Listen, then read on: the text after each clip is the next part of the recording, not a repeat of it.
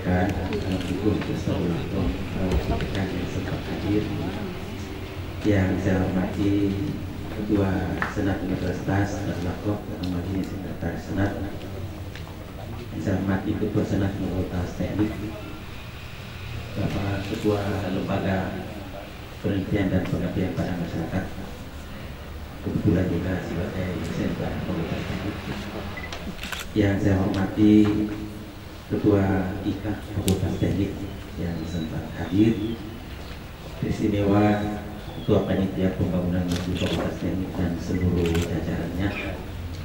Saya hormati para staf dosen dalam lingkungan Fakultas Teknik, para pegawai dan juga anak mahasiswa yang sempat hadir, terutama yang insya Allah telah menjadi pengurus masjid, mahasiswa pencinta musyawarah.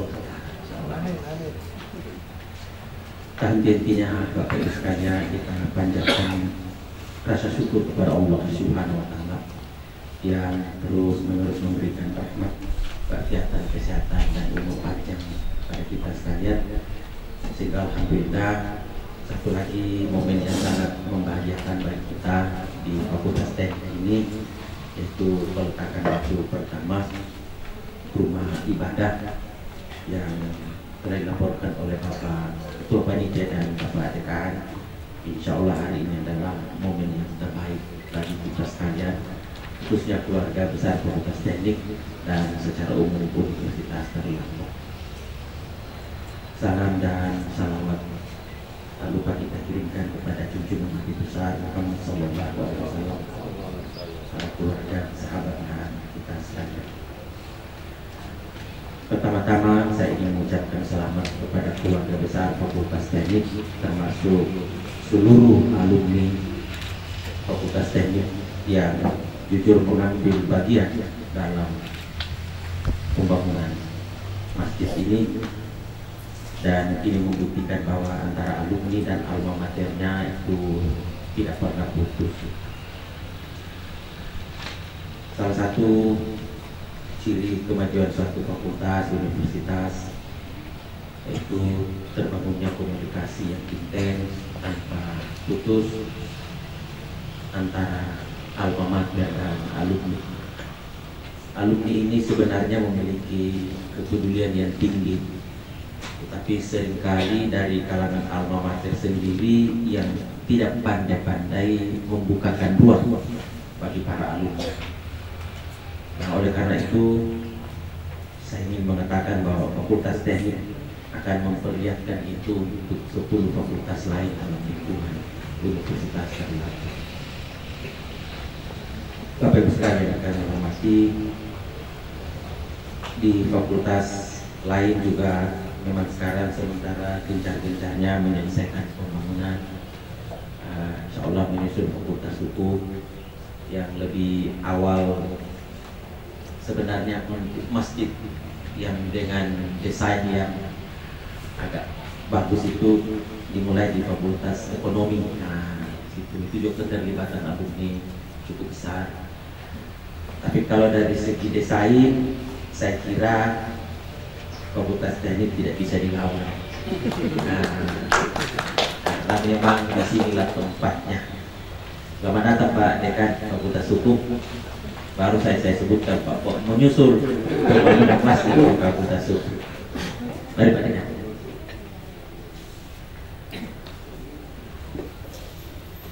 Di Fakultas Peternakan Perikanan juga telah dilakukan peletakan batu pertama beberapa bulan yang lalu, dan saya lihat Pak Dekan Fakultas Pertanian juga mulai gelisah membandingkan desain yang ada di sekitarnya dengan desain yang ada di Fakultas Pertanian. Tapi itu juga sulit kita tidak syukuri, karena itu juga bantuan dari salah seorang dominan dari orang tua mahasiswa. Jadi kita syukuri itu. Sekarang kalau mau direvisi Dekan Pertanian, ya saya kira dipersilakan. Tapi insya Allah Fakultas Teknik ini akan menjadi jargon-jargon yang mencoba mengelaborasi antara rumah ibadah tapi tidak menunjukkan bahwa ini adalah masjid. Jujur ini kayaknya lebih pas kayak rumah ibadah gitu ya, lebih sejuk. Jadi tampaknya kayak rumah tapi fungsinya untuk beribadah kepada Allah Subhanahu wa taala. Ingin juga kami memberikan ilustrasi sedikit, terutama anak-anakku mahasiswa Fakultas Teknik. Di beberapa perguruan tinggi besar harus diakui bahwa kajian-kajian keislamannya itu banyak tumbuh di pendidikan keteknikan. Karena itu kalau di Fakultas Teknik itu juga mulai melakukan reformasi dan transformasi ke arah yang bagaimana mencoba mengadopsikan antara nilai-nilai keislaman dengan kemajuan teknologi. Itu justru mencerminkan satu nilai tambah yang sulit dimiliki oleh orang lain. Kita lihat di ITB, setiap jam sholat itu mahasiswanya itu berlomba-lomba. Kadang-kadang dosennya tidak dapat tepat.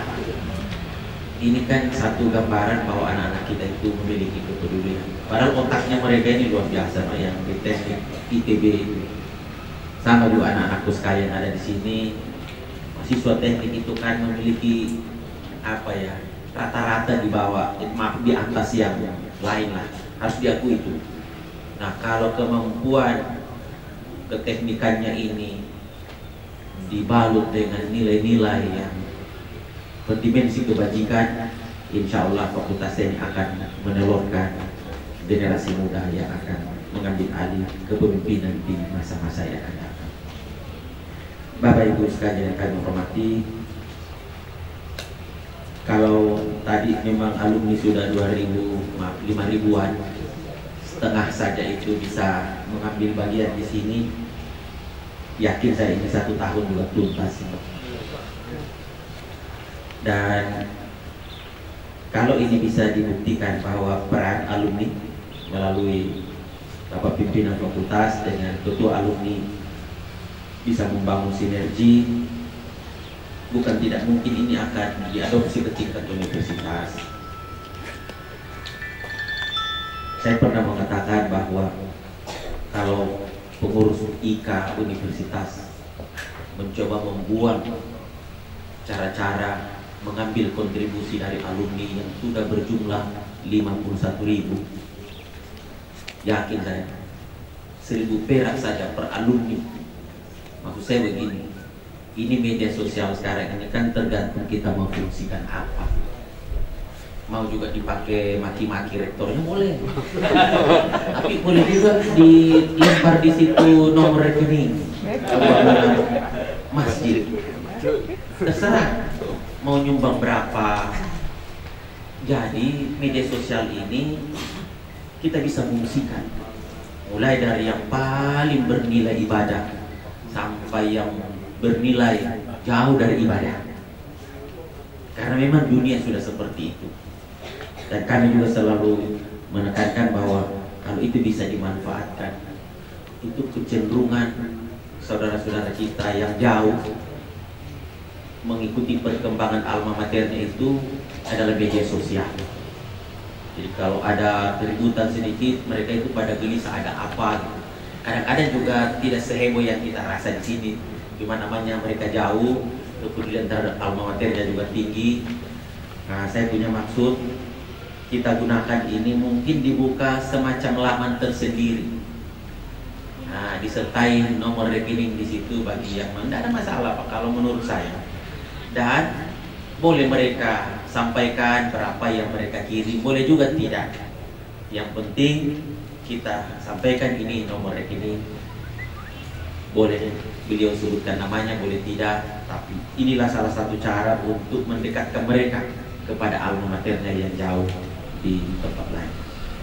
Bapak Ibu sekalian, saya kira hari ini adalah hari yang sangat istimewa, hari kebangkitan nasional. kemudian hari olahraga Unpad. Jadi ini kesehatan jasmani dan di sini kesehatan rohani. Jadi saya kira hari Jumat ini adalah hari yang penuh berkah bagi kita sekalian, khususnya keluarga besar Unpad. Kami juga tahu persis bahwa banyak di antara anak-anak kami di Fakultas Teknik itu yang memiliki kemampuan pengkajian keislaman yang sangat-sangat baik. Saya tahu persis itu. Bahwa di sini juga ada yang jago demonstrasi, itu juga ada. Di sinilah kekayaan alamiah yang tidak perlu kita khawatirkan.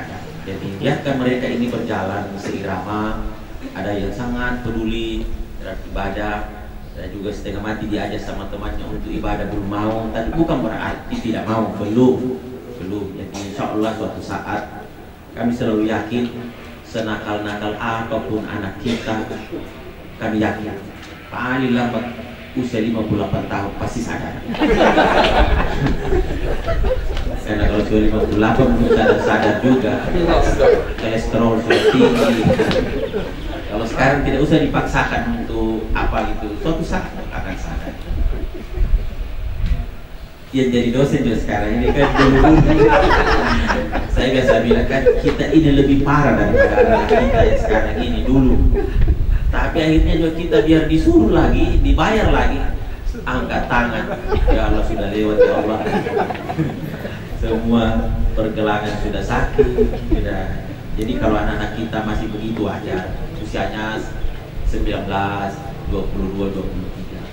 Nah cuma juga saya titip sama anak-anakku ini yang pecinta musola, sebarkan syiar ini kepada saudara-saudaramu bahwa ada memang setelah kami identifikasi ya nama-nama itu angkatan kakakmu itu 2009, 2010 ada yang sulit kita selamatkan. Ada SKS-nya baru 62 angkatan 2009.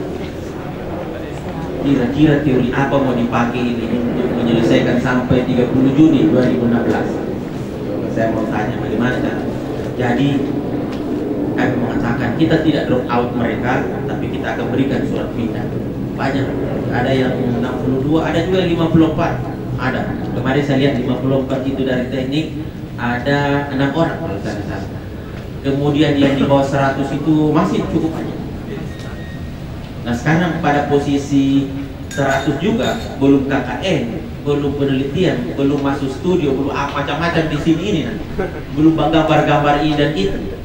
Nah bagaimana juga mau diselesaikan ini? Karena itu kami minta kepada kalian dan seluruh jajarannya, termasuk ketua prodi, koordinator prodi, mari kita bantu mereka.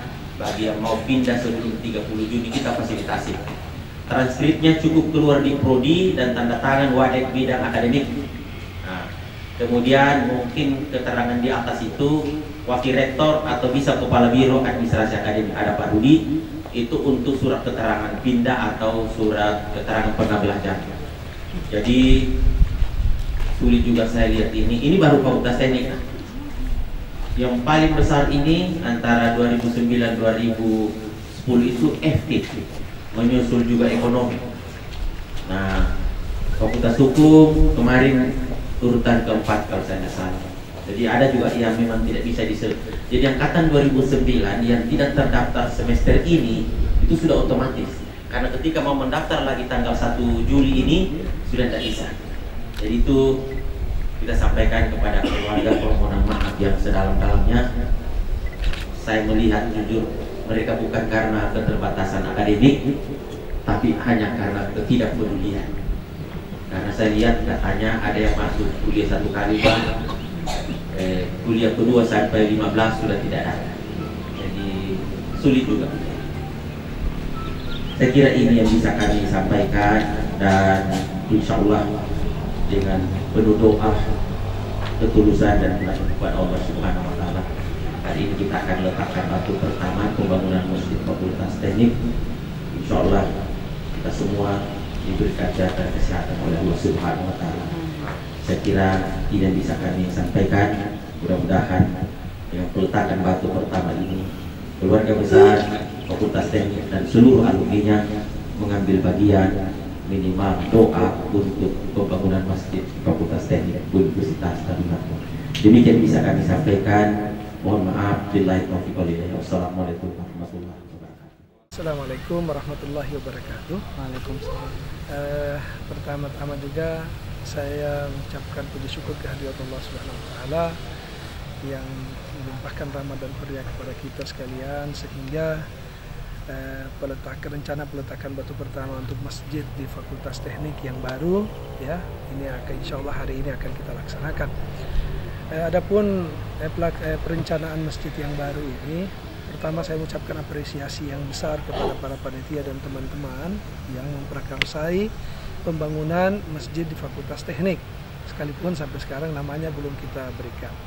Pembangunan masjid ini merupakan pengejawantahan atau merupakan inisiasi, dikarenakan musola yang ada sekarang itu sudah tidak mencukupi lagi. Nah, kemudian muncullah ide pembentukan kepanitiaan, dan juga desain masjid ini sendiri kita lakukan semi dengan melaksanakan semacam sayembara kecil untuk pelaksanaannya. Adapun kalau yang kita lihat sekarang ini, masjid ini kalau sebagaimana dijelaskan mungkin oleh ketua panitia tadi, kita mengambil luasan kurang lebih 20 kali 20, di mana badan masjidnya sendiri 12 kali 12, menelan biaya kurang lebih kalau dihitung-hitung antara 1 sampai dengan 2 miliar. Pelaksanaan perencanaan masjid ini mungkin kalau dilihat secara visualisasi sedikit agak berbeda dengan bentuk-bentukan masjid lainnya. Adapun ada beberapa falsafah yang coba diangkat, karena keberadaan masjid ini ada di lingkungan institusi, tentunya ini juga merupakan salah satu bentuk untuk memberikan penyeragaman atau memberikan nilai yang sesuai dengan tautan lingkungan yang ada di institut tersebut, khususnya di Fakultas Teknik. Ya, memang banyak persepsi kadang-kadang muncul bahwa masjid harus berbentuk kubah dan lain sebagainya, tetapi tidak selamanya seperti begitu. Ada 3 hal sebenarnya yang perlu diperhatikan di dalam, atau 3 aspek di dalam perencanaan suatu masjid. Ya. Pertama, kalau dalam istilah Arabnya itu ada namanya idarah. Idarah itu artinya manajemen yang akan dilakukan. Kemudian ada namanya imarah. Imarah itu adalah pengelolaan program yang dilakukan. Kemudian yang terakhir ada namanya riaya. Riaya itu adalah desain dari masjid tersebut atau arsitektur masjid tersebut. Bentukan dasar filosofi ini diambil tentunya dari beberapa gabungan desain masjid yang ada di Indonesia, yang tentunya kalau dilihat konsepnya itu adalah semi minimalis yang dilakukan digabung.